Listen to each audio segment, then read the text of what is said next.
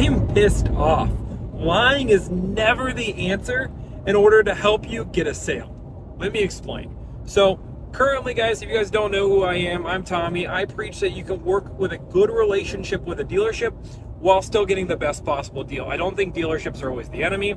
I think people really make them a scapegoat, when in reality, they are just trying to profit like the rest of us. But there is no excuse to lying to your customers. It's unacceptable. So let me tell you the story that's happened to me. So I help people buy cars every single day, and my girlfriend actually needs a new vehicle. You know what, this is pretty easy. She wanted a Mazda CX-5. I do these deals all day, every day. Then I contact a few dealerships. I find the right car.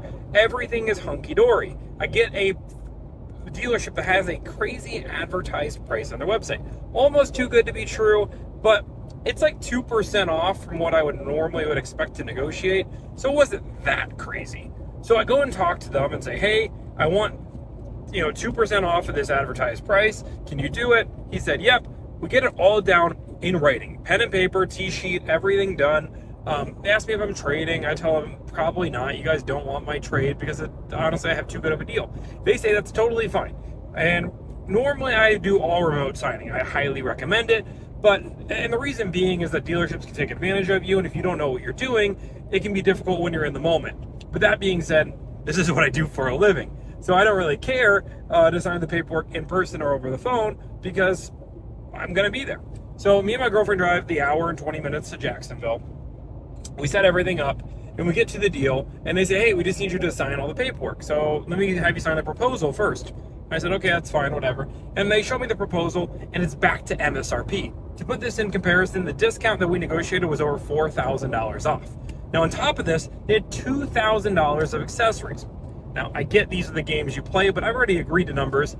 Now, there maybe was a little confusion. I was going to give them the benefit of the doubt because dealerships do this depending on your internet or a walk-in. We weren't working with the salesperson that I negotiated all the numbers with. Anyway, so I tell them, I show them my phone. We do this. I have the signature from the dealership. He says, oh, this is just a small little hiccup. Let me fix it. Cool, great, awesome. I'm excited. So me and my girlfriend are waiting and the sales manager comes over and flat up just tells us, sorry, we can't do that deal. That's too crazy of a discount. Whatever happened there, nobody was authorized to give you that deal. And I'm kind of blown away because yes, it's a big discount. It's a few $1,000s off on a Mazda, but realistically, Mazdas have so many cars right now. And again, I just negotiated this deal with a dealership in Minnesota not too long ago. We just drove an hour and a half. And honestly, I have it all in writing. So I go back and forth. I was thinking about just leaving at that point. I was like, you know what? I'm just kind of done with this. But I say, you know what? Just get me to the advertised price you have on your website. It's still a good deal. It's still 2%. Ideally, I wouldn't want to. So I go up to the sales manager, tell him that, and he just flat out says, no, I won't honor the online advertised price. So I ask him, what will he honor?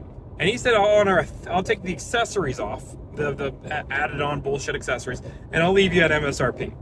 And I'm just blown away because this isn't one car on their website. This dealership has over 350 cars on their lot at this given time. And they're what we call a high volume dealership, meaning that they try to sell cars very quickly and sell them at discounts. This is what this dealership does.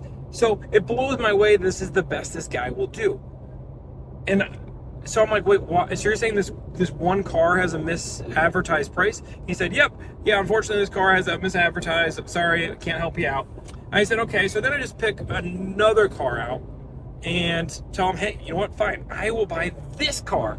And he says, nope, I won't do that price either. I'll do it at MSRP. And he kept doing this back and forth. He says, well, for you to get the online price, you have to trade. So I said, okay, so if I trade, you'll do that. He said, yep. So I said, cool, I'll trade. Fine, let's play the game. I just wanted to test it here. I wanted to see this because this is unacceptable. This is ridiculous.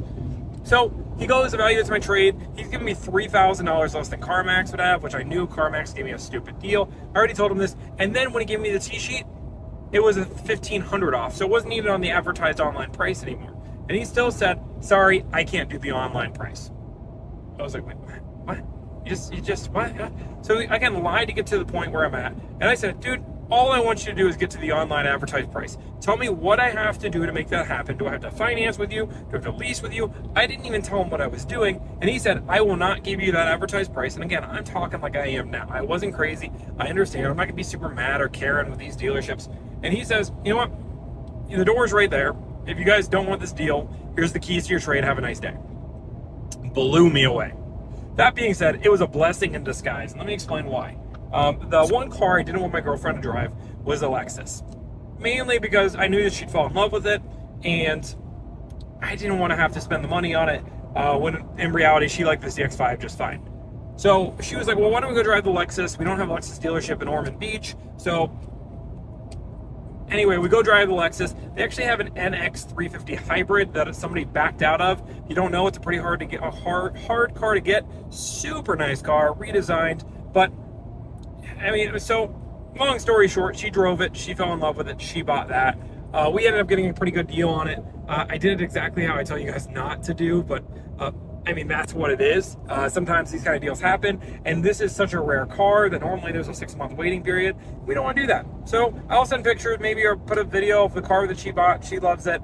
It's great. Maybe I'll do that this weekend. But don't lie to your customers, guys. I understand dealerships are struggling. I understand that inventories are crazy. But the last thing you need to do right now is to lie to your customers and tell them, hey, I will give you this price.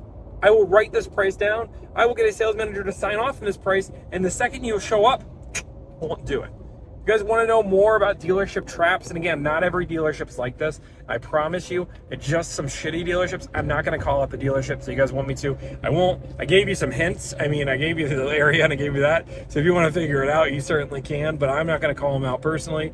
They deserve it, though, because there's some shitty things they did. But if you guys like this kind of content, please like and follow. I want to give you guys a little bit of story time, but have a great day.